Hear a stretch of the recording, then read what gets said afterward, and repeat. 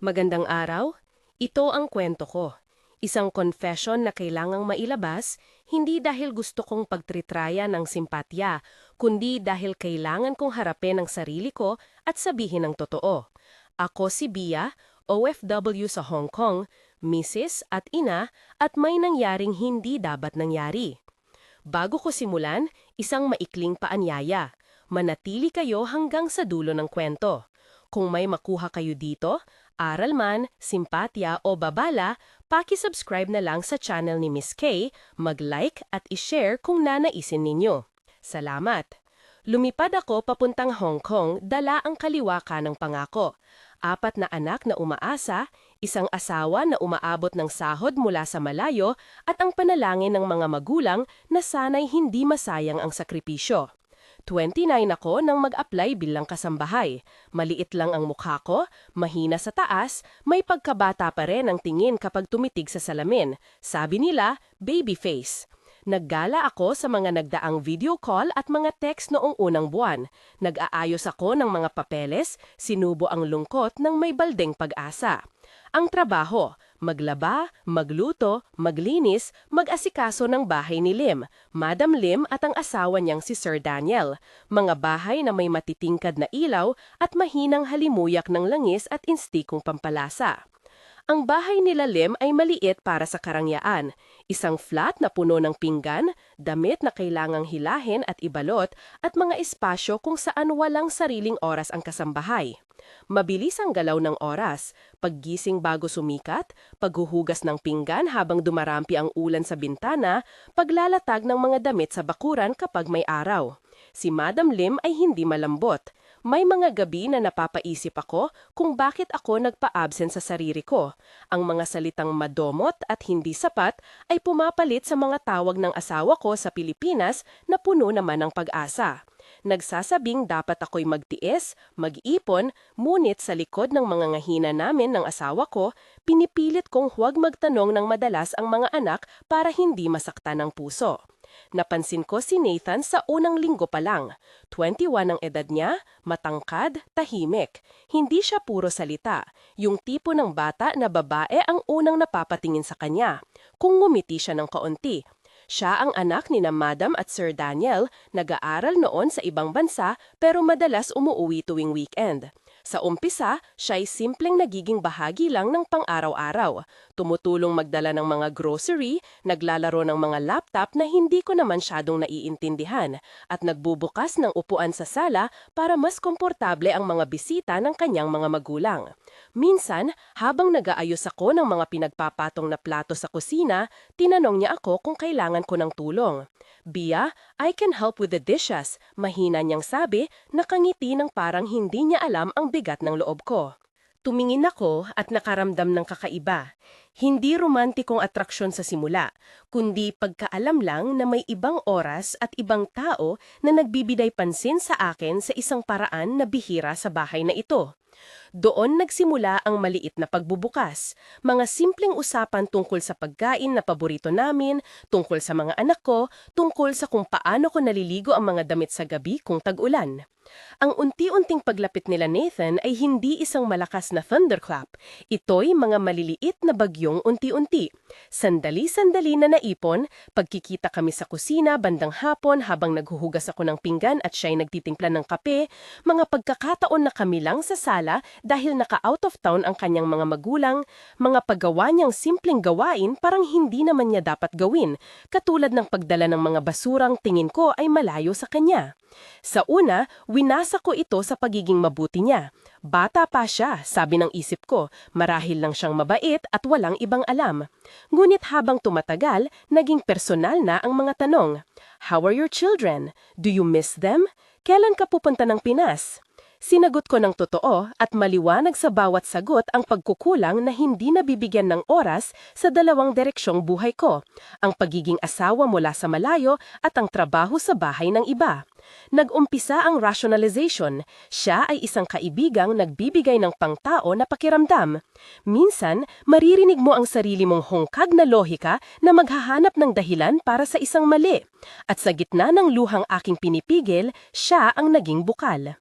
Hindi agad naging sexual ang ugnayan namin. May mga gabi na kami lang sa sala, walang mga alagad ng tahanan, nagba-board game kami na puro tawanan. May mga gabi rin na kami nag-share ng sopa habang umuulan sa labas. Ang tunog ng ulan ay pumapatak sa bubong na parang metalikong tambol at ang liwanag ng ilaw sa sala ay nagiging malambot kapag may ulan. Hindi ko namalayan na unti-unting nagbabago ang paraan ng pagtingin ko. Hindi ko kailanman sinasadya at hindi rin ko planado. May pagod ako, may lungkot, may mahina na komunikasyon sa asawa ko at may taong nagbibigay ng pansin na hindi ko ninanais na tanggihan. Isang gabi, matapos ang hapunan, umupo kami ni Nathan sa sala habang humuhipo ang ulan sa bintana. Madilim ang paligid, taning ilaw mula sa kitchen ang nagbabalanse ng mga anino. Nagkatinginan kami ng matagal at hindi ko na alam kung sino ang unang yumuko. Halata sa kanyang mukha ang pagpapakatotoo, ang pagka-immature at naguguluhan. Hindi ganyan ang mga matang ginagamit para laitin ng iba. Bia, mahina niyang bulong, ayaw kong masaktan ka. Alam ko ang bigat ng ipinakitang pag-aalala. Isang bahagi sa akin ang nagsabing tanggihan ito ng mariin, ngunit may isang bungkus ng pagkakapuyat at pagkauhaw na tumutulak sa akin. Hindi namin planado. Hindi naman kami nagpaganda ng planong iyon. Pero may sinimulang gumalaw sa loob ng katahimikan, kamay na humawak ng mas matagal kaysa normal, hiningang nag-accelerate, pulso na nagngingit-ngit sa leeg. Hindi mauulit ang detalyadong paglalarawan, hindi iyon ang kailangan ng kwento, pero dapat kong sabihin na ang sa pagitan namin ay consented, may pagmamalasakit at may pagkaemosyonal. Ang ulap ng pagsisisi ay pumasok agad pagkatapos, isang malamig na hangin na dumaan sa haba ng isang saglit. Pagkatapos, ang kusina ay naging aking sanctuary at aking parusa. Nilinis ko ang plato ng maraming ulit, tamang-tama ang motif ng labahan, tubig na tumatakbo sa aking palad, bula na dumudulas sa pagitan ng mga daliri, ang malamig ng lababo na para bang sinasabing linisin ang hindi lamang katawan, kundi kaluluwa. Bawat hugas ay tulad ng isang sarili kong penitensya. Nag-iisip ako paano ko ipaliwanag ito sa sarili kong asawa at sa mga anak, kung may paraan pang humingi ng paumanhin ng totoo. May guilt akong hindi na mabura at ito ang pinakamatinding panahon ng pagiging malayo sa pamilya. Habang naghuhugas ako, naalala ko ang una kong pangako kay Mrs. Babalik ako kapag may naipon na. Ngunit sa loob ng puso ko, pumapaimbabaw ang ibang pangako. Ang pangakong hindi ko gugunitain ang kanilang muka habang may ibang muka akong takbo. Kinabukasan, parang walang nangyari. Bumalik ako sa routine, naglaba, naghain ng almusal, naglimas ng mesa.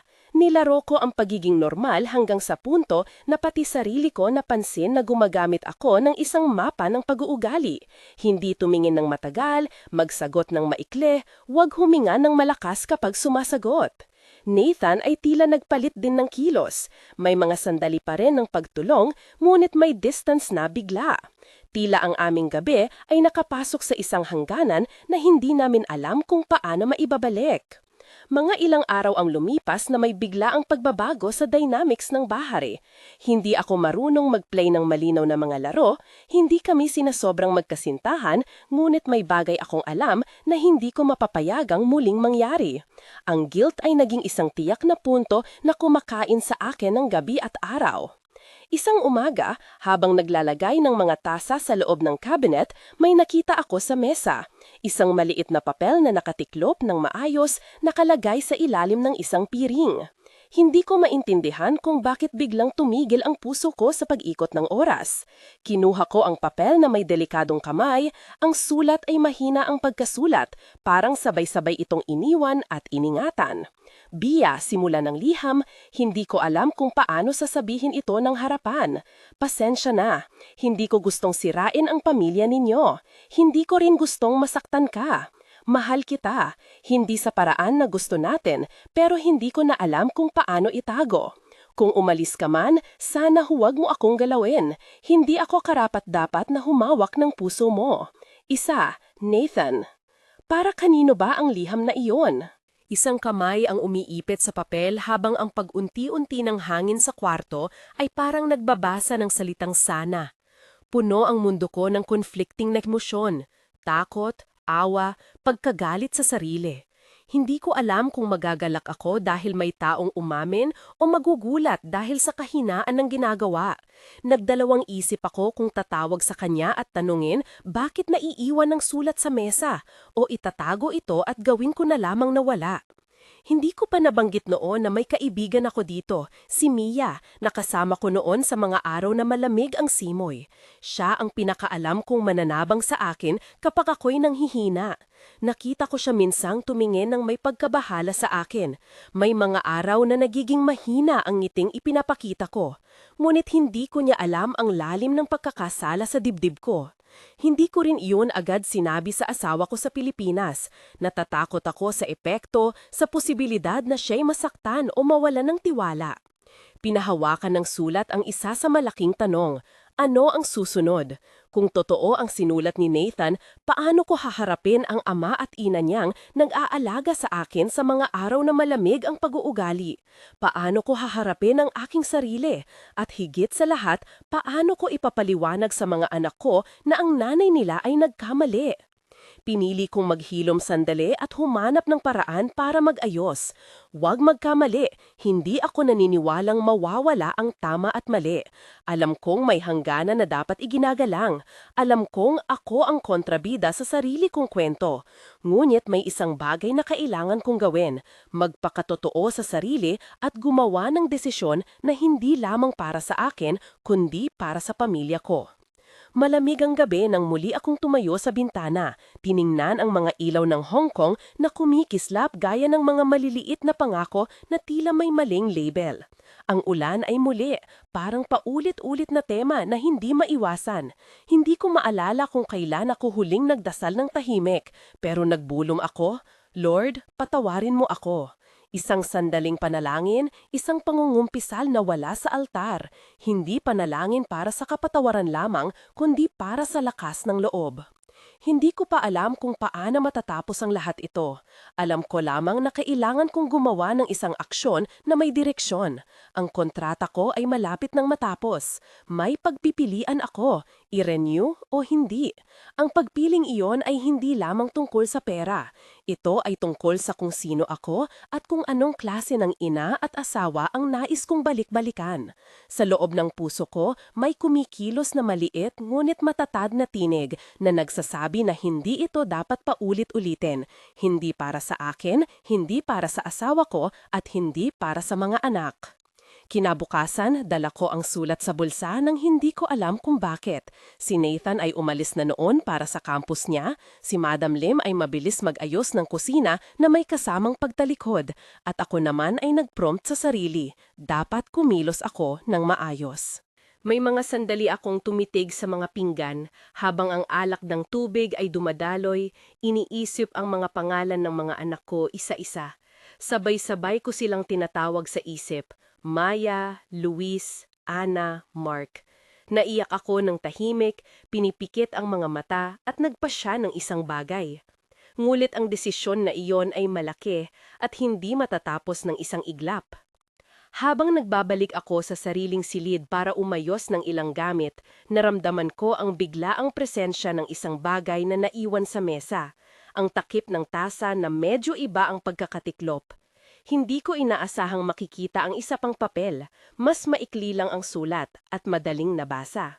Bea, kung aalis ka man, alam mo kung paano kita mamahalin. Sa distansya, pasensya na. N. Ang aming pag-uugnayan ay nag-iwan ng marka, hindi lamang sa akin, kundi sa isang bahay na puno ng pangarap at seremonyas ng pang-araw-araw. Ang papel na iyon ay hindi lamang liham ng pag-ibig o paghingi ng tawad. Ito ay isang piraso ng realidad na kumakaway sa akin upang gumawa ng tamang hakbang. Ngunit ang tamang hakbang para sa akin ay hindi pa malinaw. Hindi pa tapos ang kwento. May mga desisyong kailangan kong pag-aralan. Susukuan ba ang kontrata? Aalisin ba ako ng tahasan? At paano ko ipagliligtas ang emosyonal na mundo ng aking pamilya? Ang mga tanong na iyon ay parang ulan na hindi pa titigil. Kumuha ako ng malalim na hininga at pinunasan ng mga tamay. Muling nagtingin sa labas ng bintana at sa putik ng kalsada, may mga taong nagmamadali. Ako naman, nananatili sa gitna ng kusina na may papel sa bulsa at isang pagbabagong kumakalat sa dibdib. Hindi ko pa alam ang magiging wakas, ngunit alam ko, hindi ito dapat nangyari at kailangan kong gisingin ang sarili mula sa pagkukulang. Kaya nagpasya akong simulan ang unang maliit na hakbang. Huwag ireno ang kontrata hanggang hindi ako sigurado na malinis ang lahat, hindi lang sa labahan, kundi sa puso. Pinunasan ko ang sahig, inilagay ang mga piyesa ng plato sa loob ng dryer at tinipon ang mga damit na dapat i-fold. Maliit na gawain, pero may bigat ng panunumbalik. May humihinga sa likod ng pinto, ang tanong ng pag-asa at pagbagong anyo. Hindi pa tapos ang paglalakbay namin at hindi rin magtatapos agad ang sugat. Ngunit may isang bagay na malinaw, kailangan kong harapin ang pamilya ko at aminin ang nangyari. Kailangan kong harapin si Nathan at sabihin na ako'y nagkamali at hindi na mauulit. At higit sa lahat, kailangan kong harapin ang aking asawa sa Pilipinas, sa tamang paraan at sa tamang oras. Habang itinabi ko ang pirin at pinagbuhusan ng mainit na tubig ang isang kaldero na may sabaw, dumating sa isip ko ang mga simpleng pangakong minsay binibigan sa mga pagka-board, ang pagiging tapat, ang paglalagay ng pamilya sa sentro. Ang mga pangakong iyon ay hindi kailanman namamatay, ngunit kailangan silang pasiglahin muli. Hindi ko pa masasagi ang buong wakas ngayon. May mga pag-uusap pa akong kailangang pagdaanan at mga sulat na kailangang basahin ng may tapang. Ngunit ang sulat ni Nathan ay isang paalala. Kahit maliit na pagkakamali ay may malaking epekto.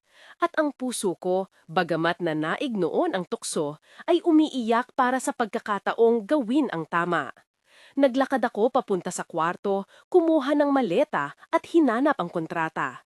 Habang binubuksan ng folder, alam kong may oras pa para magdesisyon, ngunit hindi na sapat ang pag-iwas. Kailangan kong gumalaw. Lumabas ako sa kwarto na may hawak na papel at isang bagay sa loob ang nagmurmur, hindi na ito dapat mangyari ulit. Tumahimik ang campus nang makita ko si Nathan na nakaupo sa gilid ng maliit na hardin, nakatingin sa malayo na parang naghahanap ng sagot sa mga dahon ng punong nababalot ng hangin. May librong nakabukas sa kanyang kandugan, ngulit hindi niya pinapansin ang mga pahina. Nang lumapit ako, napaupo siya nang hindi man lang umaangat ang tingin. Bia, mahina niyang bungad na parabang pinipilit ang pangalan na tumalon palabas ng katawan. Umiihip ang hangin at may amoy ng bagong lutong kape mula sa malapit na kantina. Huminga ako ng malalim, maliliit na tunog mula sa loob ng gusali, tinik ng plato, tawa ng mag-aaral ang nagbalot sa amin ng isang hindi komportable na normalidad. Kailangan nating mag-usap, direksyo ko, hindi na sapat ang mga sulat. Tumango siya, alam ko, at huminga siya, nagtanong saglit sa sarili. Pasensya na Bia, hindi ko inakala na magiging ganito. Tinignan ko siya, hinahanap ang mga dahilan sa kanyang mukha. May pagod sa ilalim ng kanyang mga mata, ngulit may isang bagay pa rin nagmumula doon, ang pag-iyak ng isang taong hindi sanay magdala ng mabibigat na kasalanan. Ano ba talaga ang nangyari? Tanong ko ng mahinahon, ngunit matatag. Bakit nangyari to? Ano ang hinahanap mo sa akin na wala sa sarili mong buhay? Napako ang tingin niya sa mga kamay ni Nakaw sa libro. Hindi kung ano ang hinahanap ko, sagot niya, kundi kung ano ang hindi ko alam na nawawala. Ako'y naligaw, Bia. Naghanap ako ng atensyon, ng kabuluhan, at nasanay akong makita yon sa maliliit na lugar. Hindi ito katwiran, mali ako. May tunog ng kalansing ng lagayan ng patak sa malayo. Payak ang kanyang paghingi ng tawad, ngunit alam kong hindi sapat ang simpleng mga salita. Nakatigil ako ng sandali, pinipili ang tono. Hindi ito tungkol sa paghingi ng tawad lang, sabi ko. Ito ay tungkol sa pagwawasto. May pamilya ako, may asawa, at may 4 na buhay na nakaasa sa akin. Tinanong niya, ano ang kailangang mong gawin ngayon? Pag-ayos, sagot ko. Hindi agad, at hindi lamang para sa akin, para sa kanila. Una, hindi ko na i-renew ang kontrata. Kailangan kong huminto sa anumang bagay na pwedeng magdulot ng paglabag muli. Lugar, tao, sitwasyon. Pangalawa, kailangan mong huminto sa paglapit sa akin. Malinaw ang hangganan. At pangatlo, kailangan mong harapin ang iyong sariling mga panloob na problema. Huwag mo nang iulit ito sa iba. Napatingin siya, at sa unang pagkakataon ay nakita kong nanginginig ang balikat niya. Gagawin ko, mahina niyang sabi. Hindi ko na ibig mangyari to. Kung ano ang nagawa ko, pinagsisisihan ko. Hindi ko ito ginawa para lamang sa amin. Ginawa ko ito para sa mga anak na hindi dapat maranasan ang takot ng pagkasira ng tahanan sa kanilang murang puso. Ngunit may bahagi sa akin na gustong magtanong pa, na gustong ilabas ang galit at pighati at ipabagsak sa kanya ang bigat ng kanyang ginawa. Pinili ko ang iba, disiplin at kawalang pag-asa ng pag-iiwan ng pintuan ng pagtitiwala na unti-unting magtatanggap ng liwanag. Bumangon siya at humalik ang hangin sa pagitan namin na waring panunumpa. Kung kailangan mong sabihin ito sa asawa mo, bungad niya, gagawin mo ng tama. Hindi kita pipigilan. Kung may maidudulot man akong sakit, ako'y handang harapin ang anumang kaparusahan. Ang pinakamabigat, sagot ko, ay ang pagiging totoo sa kanila. Hindi ako titigil sa pagpapaliwanag, ngunit hindi ko hihilingin ang iyong awa. Hihilingin ko lang ang iyong pag-unawa na hindi na ito dapat maulit. Umalis ako nang hindi niya inabot ang kamay. Sa paglakad ko palabas ng campus, tumibok ang dibdib ko gaya ng tumitibok ng kampanaryo tuwing may pagsamba. Masakit, marahan, may ritmong nagbabantang magpahina.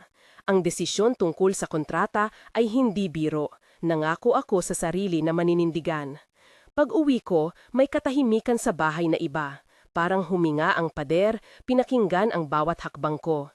Sumilip si Maya sa pintuan ng sala nang may pagkausisa. Luis at Ana ay nasa harap ng telebisyon na hindi naman talaga pinapansin ang palabas. Si Mark ay nakahiga sa sahig na may laruan sa kamay. Nang magtagpo ang aming mga mata, nagkakatinginan kami na wari bang hinahanap nila ang aking muka para sa sagot. Inalis ko ang malaking breath at tinawag sila papasok sa kusina.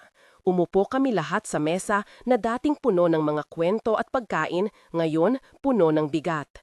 Mga anak, panimula ko, kailangan kong magsabi ng isang bagay na mahirap. Nilingon si Maya, puno ng seryosong pag-iisip ang mga mata ng dalaga. Malabong masabi kung siya'y bata o malapit ng maging dalaga. Anong nangyari, Mama? Tanong niya. Umayos ako. Pinili kong maging tapat pero maikse, depende sa edad nila. Nagkamali ako, sabi ko, nang may kalakasan. May isang tao na nagkamali rin. Hindi ito palaging naipapakita, pero ang mahalaga, kinikilala ko ang pagkakamaling iyon at pinapangako ko sa inyo na gagawin ko ang lahat para itama at ipagtapat ito sa inyong ama sa tamang panahon. Lumipas ang sandali. Tanong-tanong ang pumuno sa kwarto. Bakit? Saan ka pupunta? Ako ba ay iiwan? Hindi ko sila pinapasa ng sobrang detalye, ni hindi ko nais na sirain ang kanilang imahinasyon. Hindi, sagot ko sa mga mata. Hindi kita iiwan. Kailangan ko lang ng panahon para ayusin ang sarili at siguruhin na hindi na maulit. Mangako ako, hahawakan ko ang kamay ninyo at sasabihin ko ang totoo sa ama ninyo ng maayos at buong puso. May isang tanong na hindi maiiwasan. Paano kung magalit ang ama? Paano kung di niya mapapatawad? Isang ideya na muling magpabigat sa dibdib ko. Ngunit may isa pang malakas na ideya, ang pag-asa ng tahanan na mabuduo mula sa mga tunay na paghingi ng tawad at pagwawaksi ng paulit-ulit na pagkakamali. Tumayo ako, lumakad papunta sa kanilang mga silid at hinawakan ang maliliit nilang mga palad isa-isa. Kayo ang siyang pinakamahalaga, bulong ko sa kanila. Kung kailangan kong umalis ng kaunti upang bumalik na mas malakas at totoo, gagawin ko iyon. Ngunit hindi ninyo ako iiwan. Ako ay nananatili. Kinabukasan, sinimulan ko ang mga praktikal na hakbang. Tinawagan ko ang ahensya kung saan ako nagtrabaho at ipinabatid na hindi ko i-renew ang kontrata. Hindi madali ang pag-ulit ng mga detalye, mga papeles, mga petsa ng pag-alis, mga proseso. Ngunit ang bawat salita na bumabagsak mula sa aking dila ay parang maliliit na hilagang kumatik sa laman, malinis at masakit ng sabay. Sa tanggapan, may ilang mga tanong mula sa tagapangasiwa. May problema ba, Bia? Mahina, profesional ang tono. Ipinaliwanag ko na kailangan kong maglaan ng oras para sa pamilya at para ayusin ang mga usaping personal na hindi dapat minamaliit. Wala namang investigasyon noon, sila'y nagpakita ng pag-unawa, ngunit may nakatagong pag-aaruga rin. Parang sila'y nakakita ng butas sa aking pagkatao na kailangang puntahan upang hindi lumaki. Habang nag-aayos ng mga papeles, nagdala ako ng isang pahina at sinimulang isulat ang liham na ilalagay ko sa maleta. Isang liham para sa asawa. Hindi ko ito ipapadala agad. Mas pipiliin kong harapin siya ng harapan sa Pinas. Ngunit, nais kong mailahad ang mga unang salita na dumarating sa puso ko. Pag-amin, pagsisisi, at pangakong muling pagbubuo. Pero bago ko pa man matapos ang unang buo nitong pangungusap, dumaan si Madam Lim sa pintuan. "May ano po ba, ma'am?" Nag-aalalang tanong. Halata ang pag-aalala sa kanyang mukha. "Mahalagang oras," sagot ko. "May ilang pagbabago tayo at kailangan ko ng kaunting tulong sa bahay habang inaayos ko ang lahat." Tumango siya at may lambing na sumilay sa kilos niya, parang isang ina nagmamasid sa anak. "Huwag po kayong mag-alala, ma'am. Narito lang ako." Sa isang banda, may kaluwagan na pumalubog sa dibdib ko. Hindi ko kailangan dalhin ang bigat ng mag-isa. Sa kabilang banda, nananatili ang tanong, paano ko sasabihin sa asawa? Kailan ang tamang sandali? At paano ko haharapin ang mga sandaling iyon kung siya'y magtatampo, magagalit o magtataka sa lalim ng sugat? Gabi na nung hupong kami ng pamilya sa hapag. May mga katahimikan at may mga tanong, ngunit nakaramdam ako ng kakaibang liwanag sa mata ng mga bata na nagmula sa simpleng pag-asa. Nang gabing iyon, umupo ako sa mesa at tinapos ang unang borador ng liham. Hindi kompleto, ngunit sapat upang malaman ko kung ano ang sasabihin kapag dumating ang araw na haharapin ko siya ng personal. Hindi ko alam kung tatanggapin niya ang aking pasensa. Hindi ko rin tiyak kung magbubukas ba siya ng pinto para sa pag-uusap, ngunit alam ko, hindi ako makatakas sa katotohanan. Ang susunod na hakbang ay hindi nakasalalay sa iba, kundi sa akin. Kung ako ba ay magpapatuloy sa pagtatakip-takip o harapin ko ang dilim ng aking pagkakamali upang muling sumikat ang liwanag ng tahanan. Umaga pa lang nang magpasya akong bumili ng tiket pabalik ng Pilipinas. Hindi pa ako bumili agad, naghintay ako ng tamang oras para konpirmahin ang mga detalye. Pero ang ginawa kong paghanap ng mga petsa at pagpili ng oras ay parang unang maliit na paglalakad patungo sa isang mabigat na pinto na kailangang buksan. Habang pinipiga ko ang maleta na puno ng damit, sapatos at ang liham na laman ng puso, may kaunting takot at may kakaibang katatagan. Hindi ito ang wakas ng lahat, ngunit ito ay unang hakbang ng isang proseso na hinihingi ng katapatan. Sa likod ng aking isip, ipinipilit ko sa sarili ang isang mantra, ipagtapat ng totoo, humingi ng tapat, bumawi ng taimtim. Nang lumabas ako ng kwarto dala ang maleta, tumingin ako sa mga larawan na nakasabit sa dingding. Larawan ng kasal, birthday ng mga anak, mga bakasyon na puno ng tawanan.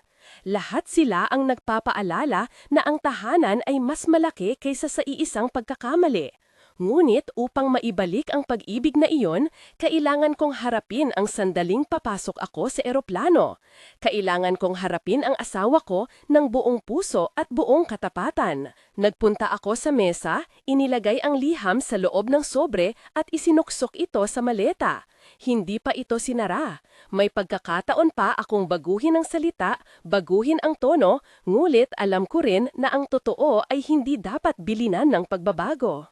Bago ako tuluyang magsimula ng biyahe, may isang huling bagay na kailangang gawin. Makipagkita kay Nathan at siguruhing wala nang naiiwang abakada sa pagitan namin. Kailangan kong tiyakin na ang kanyang pag-alis ay hindi magiging dahilan ng paglaho ng responsibilidad. Kaya tinawagan ko siya para huling pag-usapan ang mga hangganan at ang aming mga susunod na hakbang. Sa parke kami nagtagpo, sa ilalim ng isang puno na halos walang laman. Tahimik na nag-uusap kami tungkol sa praktikal na bagay, kung paano niya tatawagin ang mga magulang niya, kung saan siya maninirahan, kung may kakilala ba siyang pwedeng sumuporta. Ngunit may mas malalim na tanong na hindi natagag. Paano iiwasan ang pagbabalik sa dati? Bia, tanong niya ng seryoso, paano ka nagawa magpakatapang to? Hindi ba natatakot ka na baka hindi mapatawad? Sumagot ako ng may katiyakan na hindi ko alam kung saan nanggagaling. Takot ako, inamin ko. Pero mas takot ako kung patuloy kong takpan ang mali. Kung hindi ako magsasabi ngayon, bubuo ako ng mas maraming dahilan para magtaksil sa sarili. At hindi ko hahayaan iyon. Kailangan kong ituwid ang mali kahit pilit ang aking mga bisig. Tumingin siya ng mabigat. Kung anuman ang pasya ng asawa mo, sana naintindihan niya na may nagsimula rin sa akin na mali. Hindi ako naghahanap ng palakpak, sagot ko. Gusto ko lang ng katotohanan. Kung magkakaroon ng pagdurusa, ipagdadasal ko ang paraan para pagalimin, hindi para sa akin lang, kundi para sa kanila. Natahimik kami at ang katahimikan na iyon ay hindi badoy. Puno ito ng paggalong sa init ng pagdurusa at pag-asa ng pag-ahon. Naglakad kami palabas ng parke na may magkaibang ritmong hakbang. Siya, papalayo, ako, papalapit sa isang eroplano. Pareho kaming may dalang pasanin at may kaunting liwanag na sumisilip mula sa dulo ng landas. Hindi pa natatapos ang mga pagbabagong kakailanganin, ngunit may una ng mga bagay na nabago. May liham na nakasulat para sa asawa, may pasya na hindi i-renew ang kontrata, may pagkakausap kay Nathan na umiikot sa hangganan at pananagutan. Ang susunod na araw ay dadalhin ako sa eroplano, sa pagtaod ng gabi at dagat, sa harap ng taong kailangang pagbigyan ng paliwanag. At sa pag-akyat ko sa taxi papunta sa paliparan, habang nakatitig sa bintana, napagmasdan ko ang lungsod na unti-unting lumalayo, mga ilaw na kumikislap na parang mga pangako na kailangan pang patunayan. Ako'y nangangapa sa dilim, ngunit may isang maliwanag na katotohanan. Ang pag-ibig na sinisira ay pwedeng itayo muli, ngunit kailangan ng tapaw, katapatan at oras. Hindi ko alam ang magiging hatol ng asawa ko, ngunit alam kong hindi na ako tatakbo. Itong pag-alis ko ay hindi pagtatakbo. Ito ay pagbalik, pabalik sa isang tahanan na aking naispunuin muli ng katotohanan. Ang taxi ay huminto sa harap ng bahay na naging sentro ng aming buhay. Ang pinto na may kaunting gasgas dahil sa mga tasang napadasal noong nagmamadali, ang ilaw sa loob na bahagyang nakabukas, ang mga sapatos ng mga anak na nagkalat sa tabi ng pinto. Nang bumaba ako, ramdam ko ang bigat ng maleta sa aking bisig na tila ba hindi lang damit ang laman, kundi lahat ng pagkakamali at lahat ng hanggaran ko na maitama. Nang tumapak ako sa ganap na gabi, may katahimikan na pumapawi sa ingay ng lungsod. Nagsumiksi ang aking puso sa bawat hakbang papalapit sa pinto. Huminga ako ng malalim, tinanggal ang lock sa aking telepono, ngunit hindi ko ito tinignan. Ang liham ang kasama kong hawak ng mahigpit sa loob ng sobre.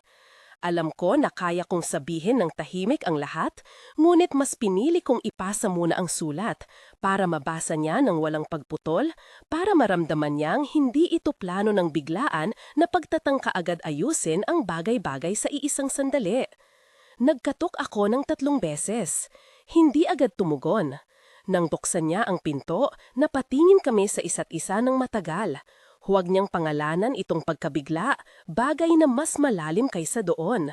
Ang kanyang mga mata ay pulang-pula, ang ilaw sa koridor ay nagbigay diin sa mga guhit sa noo niya. Sa isang sandali, nakita ko ang taong nakasama ko sa mahihina at masayang sandali. Siya pa rin ang aking tahanan at ngayon ang aking hatol. Bia, ang boses niya, mababa at nanginginig, hindi niya inaasahan ang aking pag-uwi ng ganito. Kita ko sa kanyang mga kamay ang pagkapirmi, balot sa loob ng baso na hawak niya. Tila sinasabi ng katawan niya na kailangan niyang hawakan ng normalidad kahit na lumalusaw ang mundo. Pumunta ako rito para magsabi ng totoo, sinabi ko, at sa salita iyon may tunog ng pasanin na bumagsak. Inabot ko ang sobre. Hindi ko na kayang itago pa. Kinuha niya ang sobre gamit ang dalawang kamay, parang hawak ang prutas na marupok. Hindi niya agad binasa. Tumingin siya sa akin, huminga at inanyon ang pinto para ako'y makapasok. Pumasok ako ng dahan-dahan. Ang sala namin ay pamilyar sa loob ng dilim.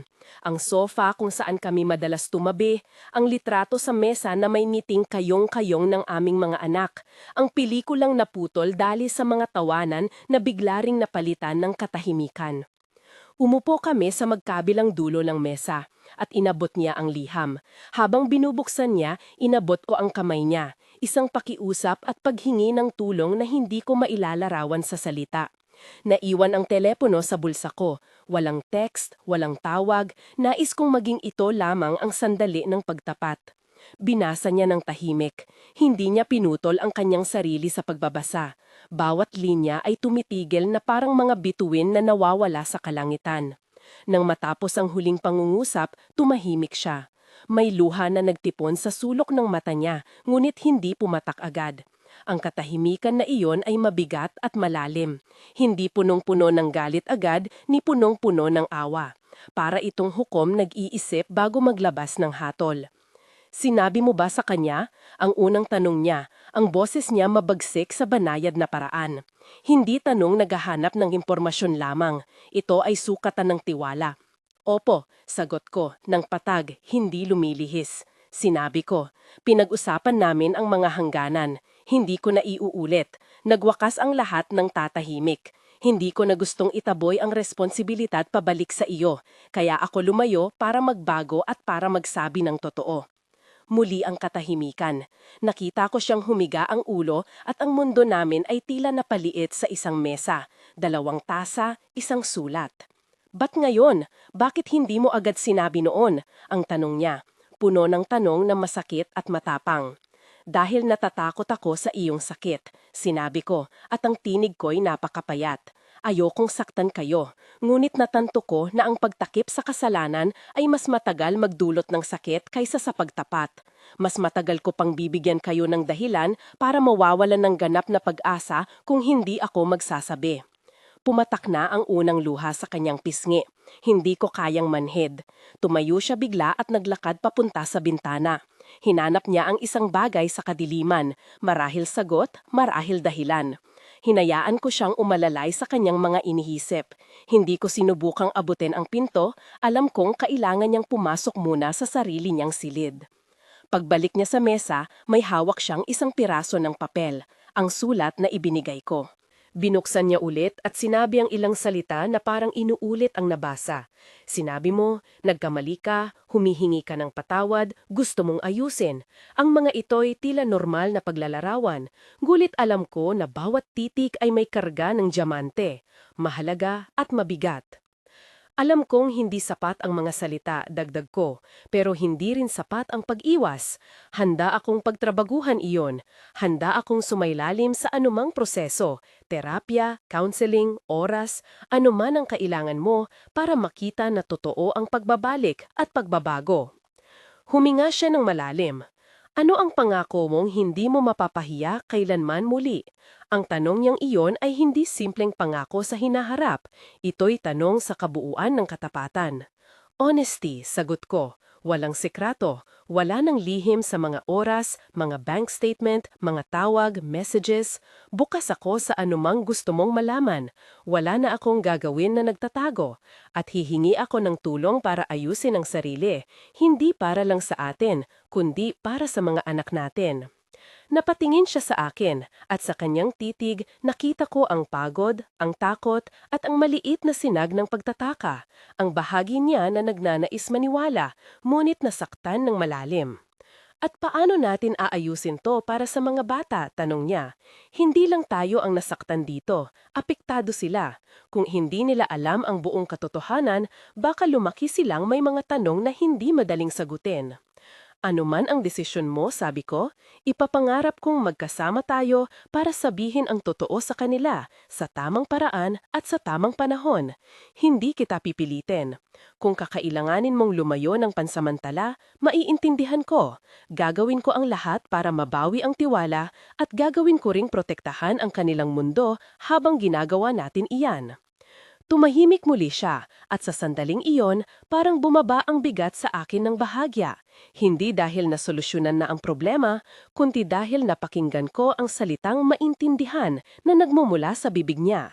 Hindi pa man kumpleto ang pag-ayos, may pinto na nagbukas ng bahagya. Matulog muna tayo ng hiwalay mamaya, bungad niya. Ang boses ay may kasamang pagod. Kailangan kong ayusin ang sarili ko at kailangan nating magplano ng pag-uusap kasama ang counselor. Huwag mo munang isipin na tapos na. Humiga siya sa sofa, tila binabawi ang lakas niya. Ibinuka ko ang maleta at kinuha ang isang unan. Alam ko na hindi iyon perpektong solusyon. Hindi perpekto ang anumang bahagi ng gabi na iyon. Ngunit ito'y simula ng isang bagong anyo ng pag-uusap. Hindi marahas, hindi taksil, kundi may hanggaran ng magtrabaho. Bago kami natulog ng hiwalay, nandoon ang liham sa mesa, bukas pa, isang paalala ng lahat ng nasabi. Huminga ako ng malalim at nagpakatatag. Hindi ko alam kung magtatagal bago ganap na bumalik ang tiwala. Ngunit sa unang pagkakataon mula nang umalis ako, hindi na ako tumatakot. Nasa loob ako ng tahanan at doon ko sisimulang gumising. Ang gabi ay dahan-dahang dumaan. Sa dilim, may mga tunog ng bahay. Ang refrigerator na parang malayuning niluluto ng tunog, ang malayong humahagod na hangin sa labas. Hindi ako tulog agad. Pinakinggan ko lamang ang paghinga ng tao na minahal ko at nagdasal ng tahimik na sana'y magabayan kami sa susunod na hakbang. Sa madaling araw, mag-uusap kami uli. Hindi upang magbigay agad ng hatol, kundi upang magtakda ng mga hakbang na pwede naming tahakin ng magkasama o magkahiwalay muna. Alam ko na ang susunod na mga araw ay puno ng mahihirap na tanong at kailangan ng tapang at pasensya para sagutin ang mga iyon ng tapat. At habang umuusbong ang unang liwanag, nagkaroon kami ng isang maliit na kasunduan. Magsisimula kami sa pagiging totoo, ngunit hindi namin pipilitin ang pagpapatawad.